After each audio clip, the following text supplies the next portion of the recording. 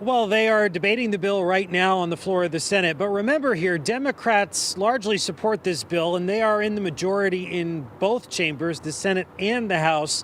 And as you mentioned, this bill almost got through last week, but it was held up when Republicans threatened endless debate on it in an effort to try and kill it. So it was tabled. Now it goes here to special session, which means that the state Senate has to revote on it. Senate Democrats are in favor of it. I worked in corrections for 21 years. It doesn't make sense for me to incarcerate people at great expense to the state on something as what I perceive as minor. But Republicans say societal ills outweigh the revenue benefits. Wherever somebody can smoke a cigarette, they can smoke marijuana.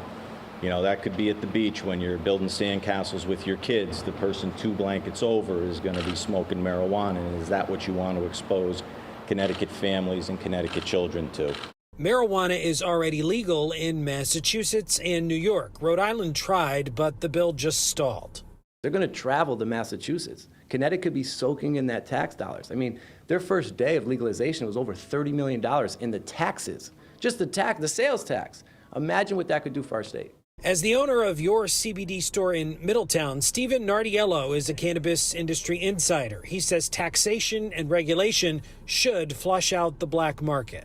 Legalizing it is just going to help regulate it and make sure there's a safer product. Nowadays, out there, you know, people put all types of things in anything.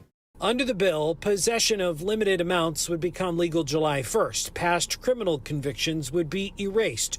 Home growing would kick in by 2023, and limits would be placed on marijuana marketing.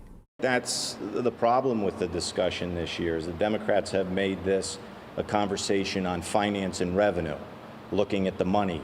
I'm less interested in the money than I am in us regulating the product so that we know what the THC level is. And depending on what happens tonight in the Senate, the House is scheduled for a possible vote during a special session tomorrow.